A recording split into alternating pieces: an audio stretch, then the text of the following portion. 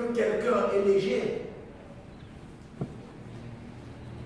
c'est simplement par ses actions. Maintenant, c'est encore un peu théorique, n'est-ce pas? Ça veut dire quoi, les actions? Oui, Chanel, ça veut dire quoi? Petit enfant, ça veut dire quoi? C'est intellectuel, ça. Pratiquement, ça veut dire quoi? Comment je saurais que je suis léger spirituellement? Dans ma vie, comment je peux mesurer que ça, c'est la légèreté spirituelle? Paul va continuer à casser, à décortiquer. Il va dire dans 1 Corinthiens chapitre 3, au verset 3, que parce que vous êtes encore animés par votre nature, ça veut dire quoi, Paul? En effet, puisqu'il y a parmi vous de la jalousie, des disputes,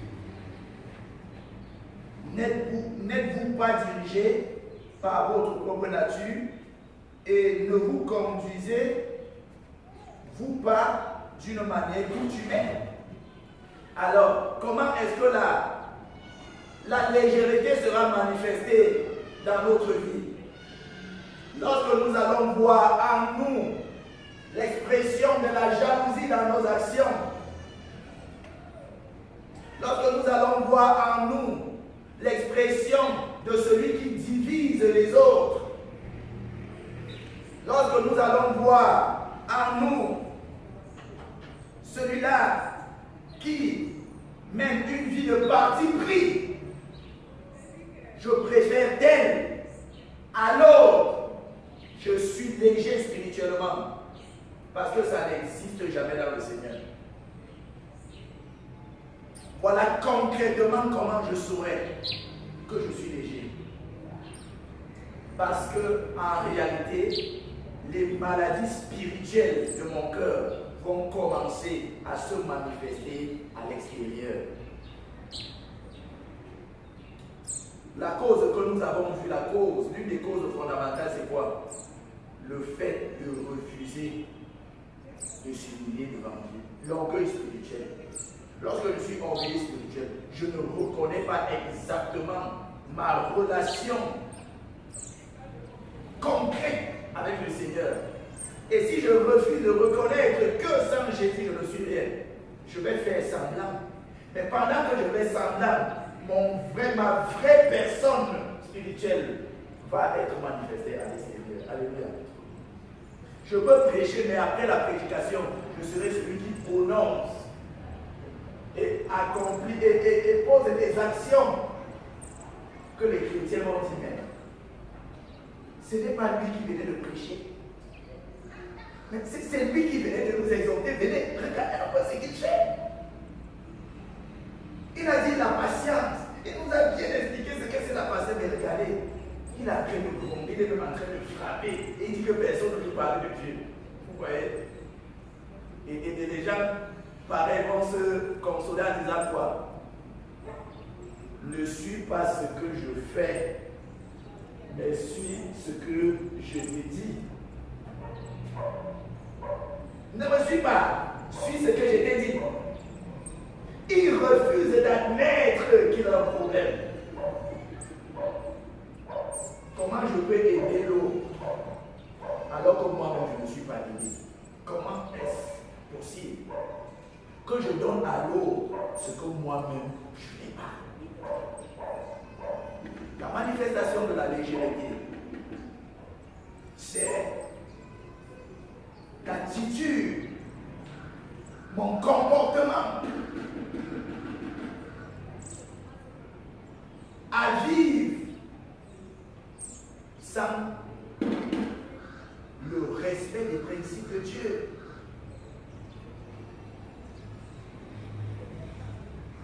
La légèreté sera donc dans mon attitude.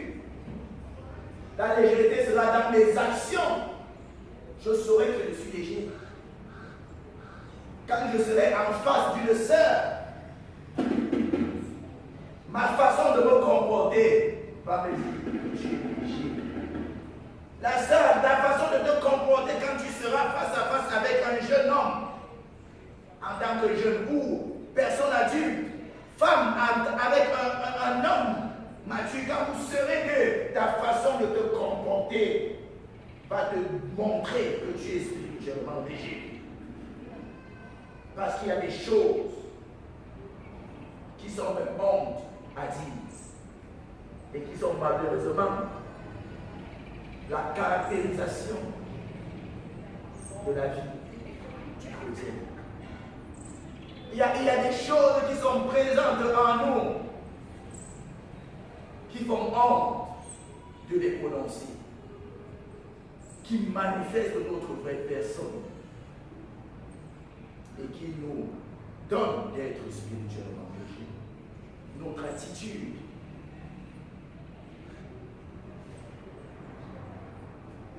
dans le domaine sexuel envers le sexe opposé montre qu'on est spirituellement léger. Nos actions dans la relation avec les principes de Dieu nous montrent que nous sommes spirituellement légers. Le manque de pardon nous montre que nous sommes spirituellement légers. Le manque d'amour en un mot nous montre que nous sommes spirituellement légers. Parce que nous allons être dans une situation où nous allons refuser de pardonner. Nous allons être dans une situation où nous allons refuser de ne pas soupçonner. Nous allons être dans une situation où nous allons souhaiter le mal à l'autre. Par notre action d'indifférence, d'ignorance. Nous pouvons aller lire en Corinthiens chapitre 13, verset 3 et suivant. Nous allons voir l'amour parfait de Jésus, qui est exactement l'opposé de celui qui est caractérisé par une vie de légèreté.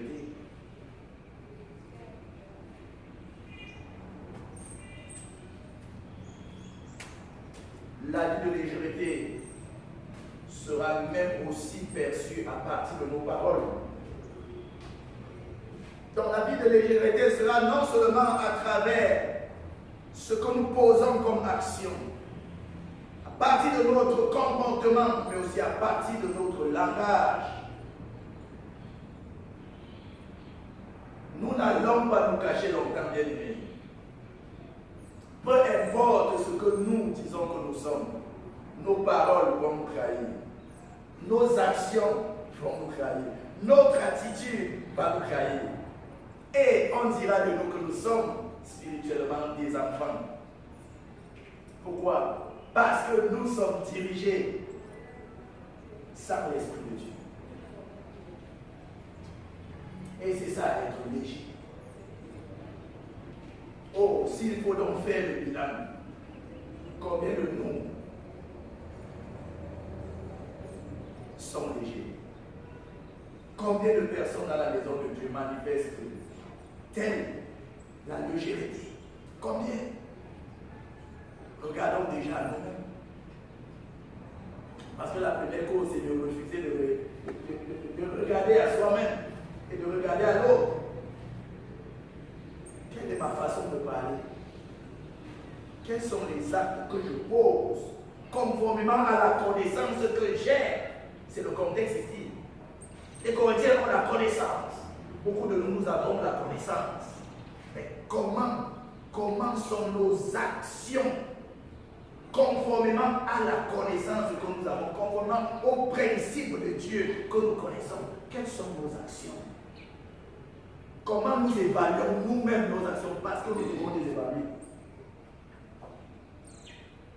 Dieu dit, quand quelqu'un t'insulte, bénis-le. Est-ce que je bénis toujours ceux qui m'insultent? Dieu dit, donne à manger à celui qui veut te tuer. Est-ce que nous donnons à manger à celui qui veut nous tuer? Et les choses de cet homme. Vous voyez, celui qui est léger spirituellement, c'est celui qui manifeste une vie d'immaturation, une vie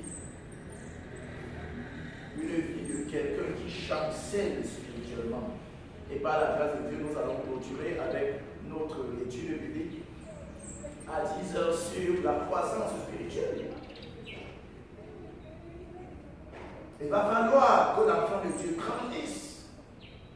Mais ici, Il est question de ceux qui doivent grandir et qui ne grandissent pas. C'est deux consacrés ici. Il s'agit de ceux qui ont déjà reçu la connaissance. Il s'agit de ceux qui ont déjà reçu tous les dons, mais qui sont pareils aux petits enfants. Le dernier palier que nous voulons considérer dans la manifestation de la légèreté, c'est effectivement ceux qui sont nouvellement en Christ. Ceux qui sont nouvellement en Christ vont manifester naturellement quoi? La légèreté. Celui qui sort du monde et qui est nouvellement dans la maison de Dieu va dans un premier temps avoir un comportement du monde. Il va avoir l'approche de ce système dans lequel il a vécu toute sa vie. Regardons les apôtres, regardons les disciples. Lorsque Jésus est sur le point d'être livré, il commence à se poser la question, mais qui sera qui va remplacer notre maître? Qu'est-ce qu'ils sont en train de faire? Ils sont en train de ramener la pensée du monde le plus grand. Donc c'est encore dans leur esprit, écoutant qu'ils sont avec lui. Ils ont déjà fait du temps avec le maître, mais ils sont gouvernés par quoi? Par la pensée du monde. Pour eux, quand ils parlent de plus grand, ils pensent à quoi? Vous pensez qu'ils pensent à quoi? Ils pensent à celui qui sait le plus, les autres. Ils pensent au dernier. Non. Ils pensent à qui? À celui qui est plus élevé. Quand il parle de plus grand, c'est celui qui est plus élevé. C'est celui qui croise les bras et on sait. C'est celui vers qui on vient faire la révérence. C'est ça qu'ils appellent le plus grand. Et ils vont commencer même à se disputer. Ils vont commencer même à s'indigner. Parce que la mère d'un d'eux va venir et demander à Jésus, Jésus, s'il te plaît, je voudrais que mes deux fils, l'un soit à ta droite et l'autre soit à ta gauche. Et quand les autres vont écouter ça, la parole de Dieu dit qu'ils vont s'indigner. Ça veut dire quoi? Ils vont dire comment? Donc depuis là, ceux-ci pensent que ce sont eux qui peuvent nous diriger. Les mains, c'est quoi? Si le peuple va nous diriger, qui devrait nous diriger? C'est peut-être moi. Ils ont une attitude d'égoïsme. Ils ont une attitude de position. Jésus va les appeler. Il va leur donner des enfants. Je voudrais vous expliquer comment ça se passe dans le royaume de Dieu. Vous voyez, lorsque vous étiez dans le monde, c'est comme ça exactement. Parce que les gens du monde, ils veulent vous martyriser, ils veulent vous dominer. Mais dans le royaume des cieux, ce n'est pas ça. Parce que celui qui est grand dans le monde, c'est celui qui est servi, c'est celui qui commande, c'est celui qui impose, c'est celui qui domine. Quand tu le vois ou non, tu marches.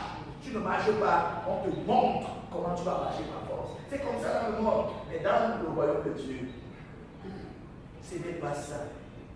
Celui qui est le plus grand, pour qu'on t'appelle le plus grand dans le royaume de Dieu, tu dois être celui qui est le plus au service des autres.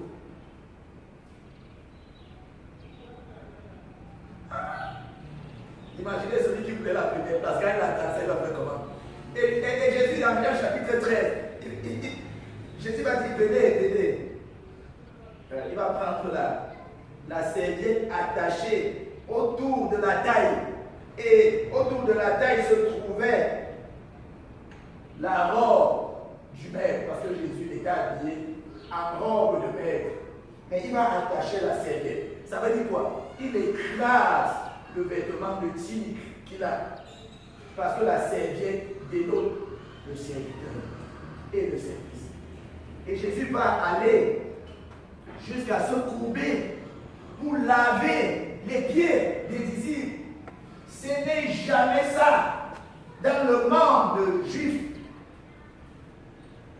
Lorsque tu laves les pieds, tu montres que tu es celui qui est plus petit que nous. Et Jésus commence à laver les pieds. Et quand il arrive au Simon-Pierre, Simon-Pierre dit non, tu ne me laves pas les pieds. Tu ne me laves pas les pieds, Jésus. En fait, pourquoi il refuse? Parce qu'il était l'un d'eux qui disait non.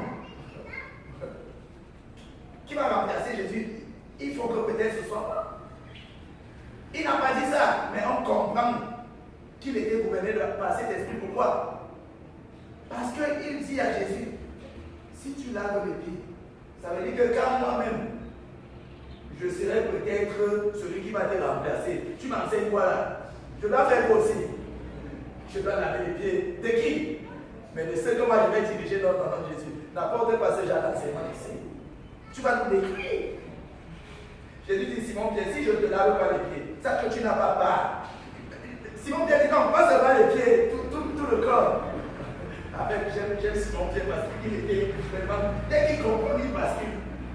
Dès qu'il a compris qu'il n'a rien avec, il dit, non, lave tout. Je dis, non, tu n'as pas besoin qu'on lave tout. Juste les pieds pour que vous compreniez comment ça se passe. Pour être béni dans le royaume des cieux. Parce que vous êtes déjà sanctifié par la parole. Mais je veux que vous saisissiez comment fonctionne la parole de Dieu. Donc, le point ici, c'est que lorsqu'on est nouvellement en Christ, on va connaître une vie de légèreté parce qu'on est encore gouverné par les principes du monde. Et c'est pour ça que dans 1 Pierre chapitre 2 que nous n'allons pas lire à partir du verset 1, la parole de Dieu va dire que quand vous êtes nouvellement dans le Seigneur, désirez le lait pur de la parole de Dieu afin que vous fassiez quoi? Que vous croissiez spirituellement. Mais entre-temps, nouvellement en Christ, ils sont qui? Des bébés spirituels.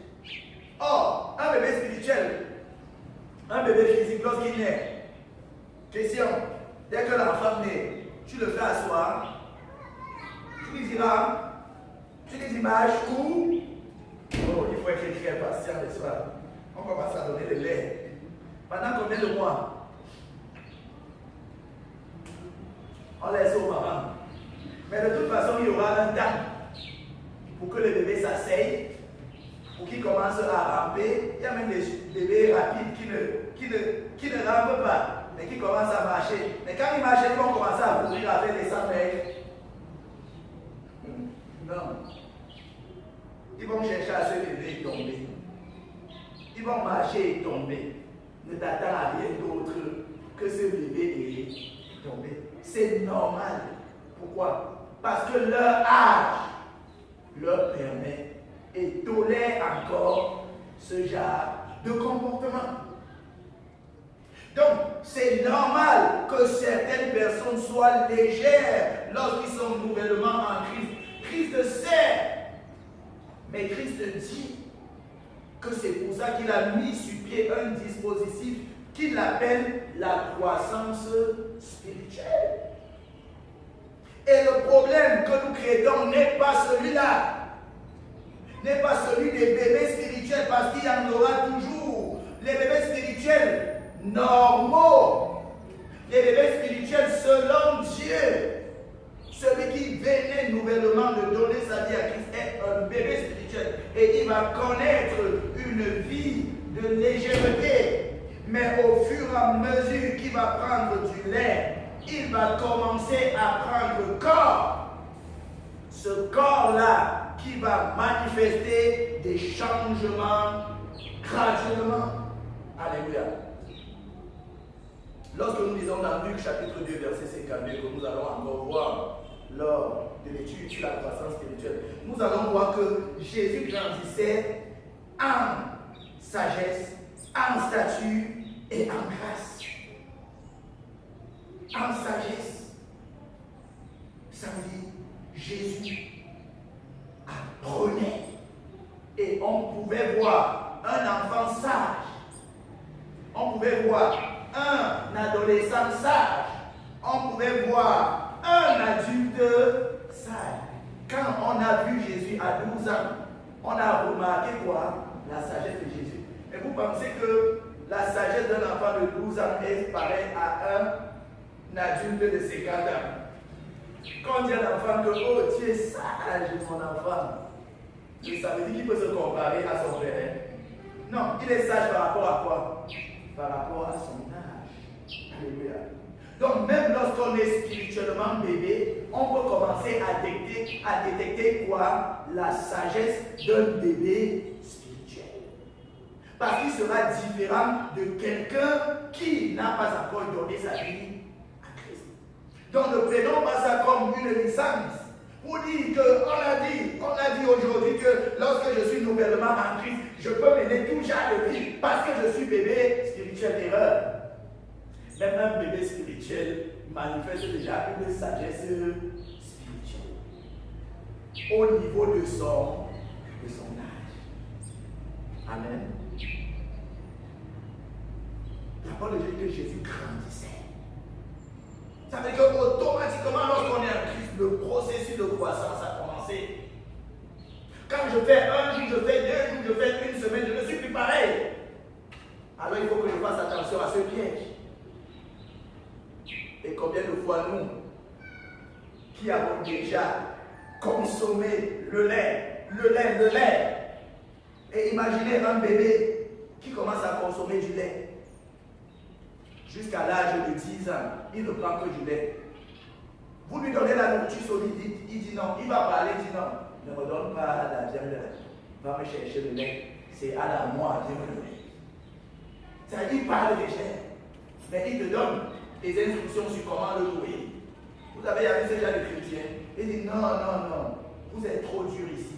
Vous parlez seulement de la vie de sanctification. Vous ne pouvez pas parler de la prospérité. Il choisit, attention, si je suis celui qui passe le temps dans le Seigneur et qui choisit ce que je dois manger, je suis en train de sortir de la croissance spirituelle. Ce n'est pas à moi de me nourrir. Ce n'est pas à moi de me nourrir. C'est à Jésus de me nourrir. Jésus sait ce que je dois prendre. Ne me prenez pas dans le Seigneur. Jésus sait ce que je dois prendre au fur et à mesure que je grandis dans le Seigneur. Ce n'est pas à moi de choisir la nourriture. Lorsque nous faisons confiance à l'action du Saint-Esprit, il va nous donner ce qu'il nous faut. Et vous savez qu'il peut s'agir qu'on prenne un traitement pour résoudre un problème spirituel. Et ça peut durer jusqu'à ce que le problème spirituel soit résolu. Le problème aujourd'hui, lorsqu'on parle de légèreté, on ne parle pas des bébés spirituels. On parle de ceux qui sont déjà supposés passer à la nourriture solide, mais qui sont toujours au lait. Et c'est à eux que le livre d'Hébreux parle. L'auteur du livre d'Hébreux parle que vous êtes supposés être déjà des enseignants. Vous êtes supposés être déjà des modèles à l'image de Jésus. Mais vous êtes encore au lait. Paul dit aux chrétiens de Corinthe que vous avez reçu tous les dons, vous avez reçu la connaissance, vous avez la parole, mais je ne peux pas vous donner la nourriture. Je suis obligé de vous donner encore quoi? Du lait. Vous avez compris. Pourquoi? Parce que ces chrétiens étaient légers. Quand tu entendais leurs paroles, quelqu'un dit moi je suis de Paul. Parce que quand Paul prêche, moi je suis d'Apollos, moi je suis de tel. Donc ils ont des partis. Pourquoi? Parce qu'ils montrent comment leur camp est plus fort. Vous voyez souvent ça dans la maison de Dieu aussi. Des camps les plus frais, des jeux les plus frais. Quand ils ont leur anniversaire, on n'invite pas tout le monde, parce qu'il y a des gens qui peuvent porter des chaussures démodées. Il ne faut pas qu'ils sortent dans notre statut. Alors vous êtes égarés, parce que quand on va me voir avec tel frère, telle soeur, tel autre, je mets ça dans mon statut. Waouh, je serai le jeune, le plus en actualité dans le statut d'aujourd'hui. Oh, c'est le lait, c'est la légèreté. L'esprit de parti pris, c'est la légèreté. Malheureusement, il y a des adultes qui agissent comme ça. Quand j'ai la promotion, je ne veux pas d'abord venir dans la maison de Dieu pour rendre grâce à Dieu. Je vais dans le monde et je réunis les gens du monde et je commence à danser. Et j'ai même peur d'inviter les frères et les sœurs en Christ parce qu'ils vont découvrir comment je danse dans la vie du monde que je vis. Je vais dire dans l'église, là, on va aller faire ça après.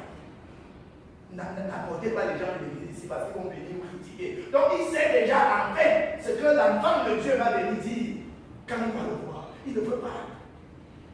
Oh, c'est la légèreté. Comment faire pour résoudre le problème de légèreté? Nous avons déjà défini ce que c'est que la légèreté. Nous avons déjà vu les causes de la légèreté. Nous avons déjà vu la manifestation de la légèreté. Et nous ne parlons pas ici des bébés spirituels. Nous parlons de ceux qui ont mis le temps dans le Seigneur. Nous ne parlons pas des bébés spirituels légitimes. Nous parlons des bébés spirituels à cause de la rébellion de la parole de Dieu. Que faire pour sortir de la légèreté? Il faut simplement aller et voir les causes qui entraînent la légèreté. Nous avons dit quoi? C'est le manque d'humilité. Pour résoudre le problème d'humilité, de légèreté, il faut apprendre avec Jésus l'enseignement sur l'humilité. Jésus est le modèle de l'humilité.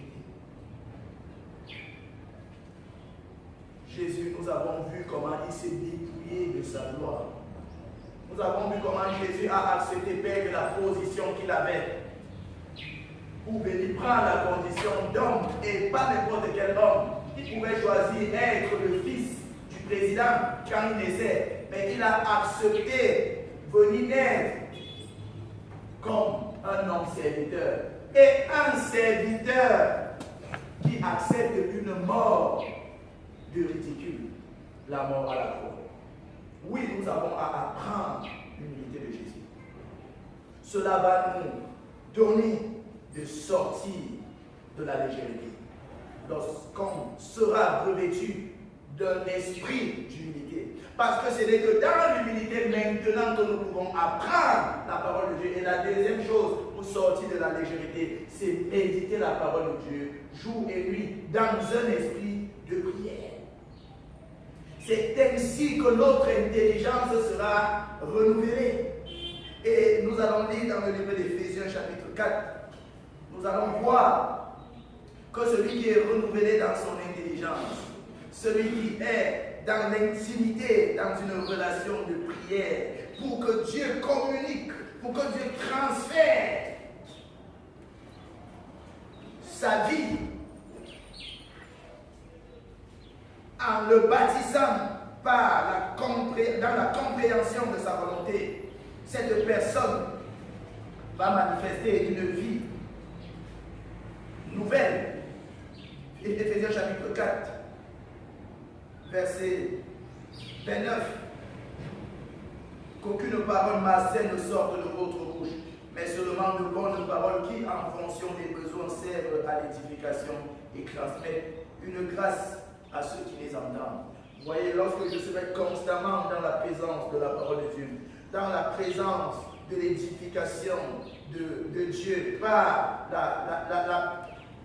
la vérité au sujet de la vie, au sujet de ma relation avec le prochain, au sujet de ma mission même sur la terre, alors mon esprit sera tellement imbibé de la parole de Dieu que finalement je serai fondu dans la pensée de Dieu. Et cette pensée de Dieu sera celle qui va conduire mes paroles.